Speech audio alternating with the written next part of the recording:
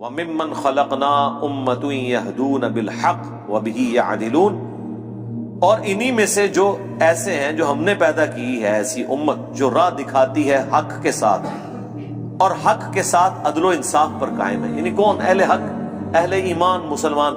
جہاں کوئی اللہ کے ساتھ شرک کر رہے ہیں نا، تو اللہ نے اپنے وہ بندے بھی پیدا کیے ہیں کہ جو توحید بھی اسی طرح بیان کر رہے ہیں. بلکہ میرا تو یار یہ دعویٰ ہے، شرک اتنا شد و مت کے ساتھ لوگوں نے نہیں کیا جتنا لوگوں نے توحید شد و مت سے بیان کی ہے.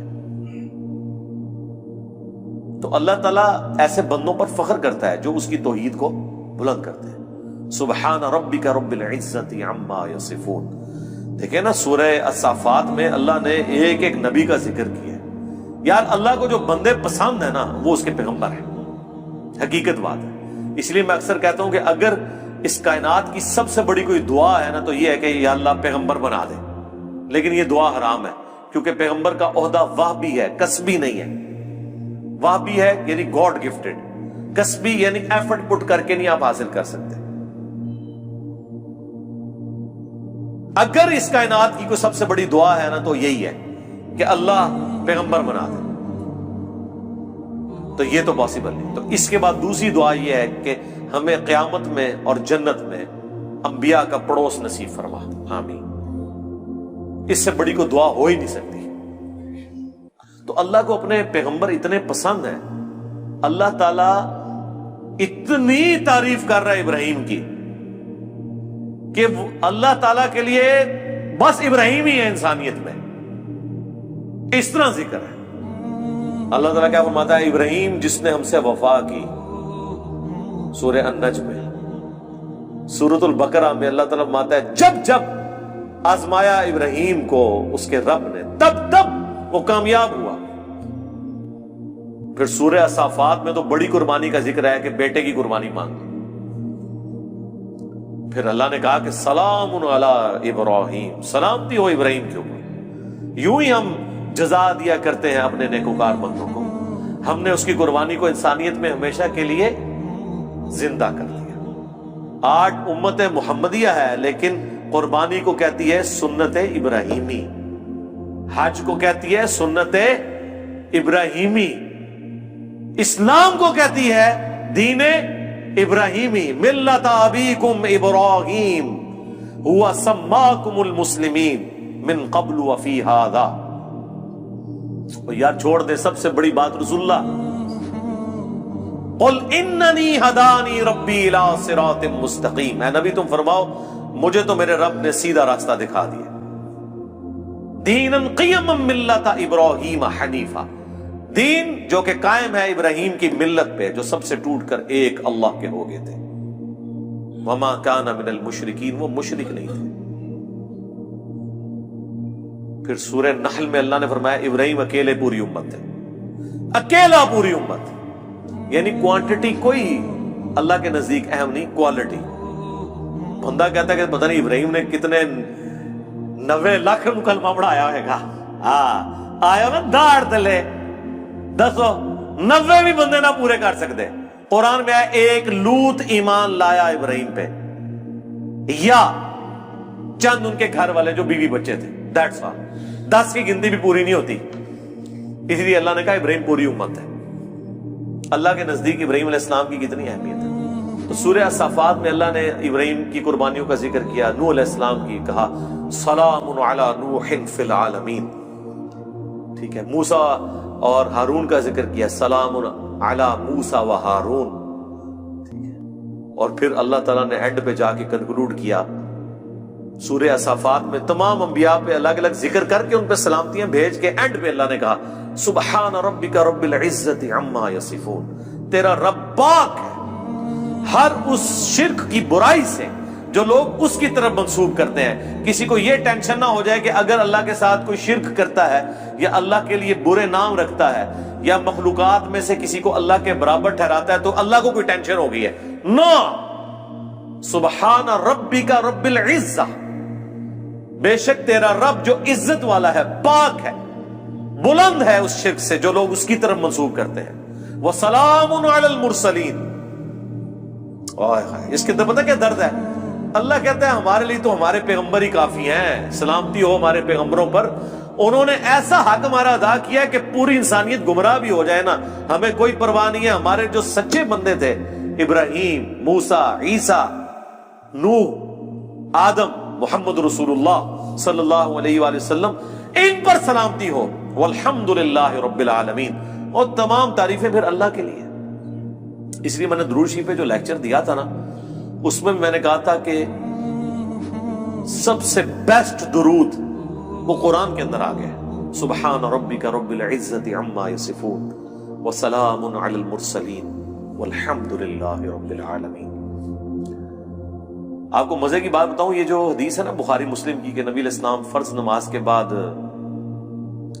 پڑھتے تھے لا الہ الا اللہ وحدہ لا شریک لہ لہ الملک ولہ الحمد وہو علی کل شیء قدیر اللہم لا مانع لما اعطیت ولا معطی لما منعت ولا ينفع ذا الجد منک الجد۔ بخاری مسلم میں تو اتنی یہ دعا آتی ہے، جو حضرت معاویہ نے خط لکھا تھا تو مغیرہ ابن شعبہ نے یہ وظیفہ بتایا تھا ان کو کہ اللہ کے نبی فرض کی نماز کے بعد یہ پڑھا کرتے تھے۔ لیکن ترمذی میں جب یہ حدیث آتی ہے نا، اس کے ساتھ یہ الفاظ بھی ہیں کہ اس کے بعد حضور پڑھتے تھے سبحان ربک رب العزت عما یصفون وسلام علی المرسلین والحمد للہ رب العالمین۔ یہ قرآن کی جناب فیورٹ ترین آیات ہے۔ مجھے آج بھی یاد ہے، میں 2007 میں حج کیا تو 2007 کے اندر 2 حج آئے تھے، ایک جنوری کے مہینے میں اور ایک دسمبر میں، 18 دسمبر کو آیا تھا۔ تو وہ 18 دسمبر والا جو حج تھا نا، وہ میں نے کیا تھا۔ تو میدان عرفات میں اس ٹائم تو ظاہر ہے ہم نئے نئے خود ابھی رائے حق کے مسافر تھے، ابھی تو پتہ ہی نہیں تھا کہ اللہ نے کتنا بڑا کام لینا ہے، میں نے تو ابھی کوئی ویڈیو ریکارڈنگ بھی شروع نہیں کی تھی۔ تو میدان عرفات میں مجھے آج بھی یاد ہے، میں جب دعائیں کر رہا تھا نا، تو مجھے ایک چیز جو میرے دل میں غم کے طور پہ تھی کہ دنیا کتنی شرک میں ڈوبی ہوئی ہے، اور پیغمبر دنیا میں آتے ہیں، کوشش کرتے ہیں، فٹ پٹ کر کے چلے جاتے ہیں، لیکن پھر بھی ہدایت جن کی نصیب میں وہ حاصل کرتے ہیں جو ایفرٹ پٹ کر رہے ہوتے ہیں۔ تو اللہ تعالیٰ نے اتنی بڑی کائنات بنائی، اتنی مخلوقات پیدا کی، لیکن اینڈ رزلٹ یہ نکلا ہے۔ دنیاوی طور پہ تو ہم اسے ناکامی سمجھ رہے ہیں نا کہ اتنے بندے پیدا کیے ہیں تو وچوں جڑے کام دے بندے نے وہ چند ہی کی نکلے نے، باقی تو سارے فارغ ہو گئے۔ ٹھیک ہے، تو اب دنیاوی اعتبار سے تو ہم شاید اسے کریٹر کی کمزوری سمجھ رہے ہیں، لیکن اللہ تو بے پرواہ ہے، اللہ کو تو کوئی فرق نہیں پڑتا، سارے جہنم میں چلے جائیں، سارے جنت میں چلے جائیں، اللہ کو کوئی پرواہ نہیں۔ تو اس کے اوپر میں بہت زیادہ ایمفسائز کر رہا تھا اور میں بڑا پریشان تھا۔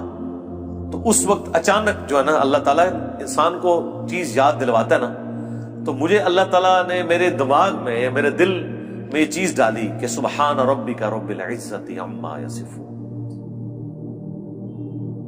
تمہارا رب پاک ہے جو عزت والا ہے ہر اس شخص کی برائی سے جو اس کے ساتھ شرک کو منسوب کرتا ہے۔ وسلام علی المرسلین، رسول ہی کافی ہیں۔ ویسے تو اللہ رسولوں کی عبادت کا بھی محتاج نہیں ہے، لیکن اگر اللہ تعالیٰ نے مخلوقات میں پیدا کیا ہے تو وہ رسولوں نے ایسا بیسٹ پرفارم کیا ہے کہ اللہ کہتا ہے ہمارے رسول ہمیں کافی ہیں۔ والحمدللہ رب العالمین، تعریفیں تو ساری اللہ کے لیے۔ تو میں نے پھر اس وظیفے کو ہمیشہ حرز جان بنا کے رکھا۔ میں ہمیشہ کوشش کرتا ہوں کہ میں اپنی ہر نماز کی پہلی رکعت میں یہ سورہ فاتحہ کے بعد پڑھوں، سبحان ربک رب العزت عما یصفون وسلام علی المرسلین والحمدللہ رب العالمین۔ میں نہیں سمجھتا کہ اس سے بیسٹ الفاظ میں آپ اپنے رب کی طرف رجوع لا سکتے ہیں۔ ساری گمراہیاں، سارے شرک اللہ کو کوئی نقصان نہیں پہنچا سکتے۔ سبحان ربک رب العزت عما یصفون۔ اور اللہ کے بعد اگر کوئی حقدار ہے نا کہ اس کا شکر ادا کیا جائے تو وہ اللہ کے پیغمبر ہیں، جنہوں نے کمٹمنٹ کے ساتھ اللہ کی مخلوق تک اپنا پیغام پہنچایا، اور وہ اللہ نے اس میں ایڈ کر دیا وسلام علی المرسلین، سلام ہو رسولوں کے اوپر، والحمدللہ رب العالمین، اور تمام تعریفیں اس رب کے لیے جو سارے جہانوں کا پالن ہے۔ تو میرے بھائی قرآن جس کو بابا مانتا ہے نا وہ پیغمبر ہوتے ہیں، باقی آپ کے بنائے ہوئے باپے ہیں، باقی سارے فالوورز ہوتے ہیں۔ قرآن کی ڈاکٹرین میں امام وقت کا پیغمبر، قرآن کی ڈاکٹرین میں اللہ کا نمائندہ وقت کا پیغمبر۔ اس لیے سورہ زمر میں آتا ہے جب جہنمی جہنم میں پھینکے جائیں گے نا تو فرشتے پوچھیں گے تمہارے پاس کوئی پیغمبر نہیں آیا تھا؟ وہ کہتے ہیں آیا تو تھا لیکن ہم نے جھٹلایا۔ حالانکہ پیغمبر تو صرف ان کے پاس آیا ہوتا ہے جن کے سامنے ہوتا ہے۔ جب ہم سے پوچھا جا رہا ہوگا کہ آپ کے پاس کوئی پیغمبر آیا تھا، ہم کہیں گے کہ آیا تھا تو ہماری موجودگی میں تو نہیں آیا۔ اللہ جس کو امام ڈکلیئر کیے ہوئے وہ وقت کا پیغمبر ہوتا ہے، چاہے آپ نے اسے دیکھا ہے یا نہیں دیکھا، آپ اس کی زندگی میں ہیں یا نہیں ہیں۔ آپ کے لیے جس کو اللہ نے پیغمبر بنایا ہے نا، اللہ نے آپ کو اس کے ریفرنس سے، اور یہی قرآن میں ہے کہ ہر شخص کو اس کے امام کے ساتھ اٹھایا جائے۔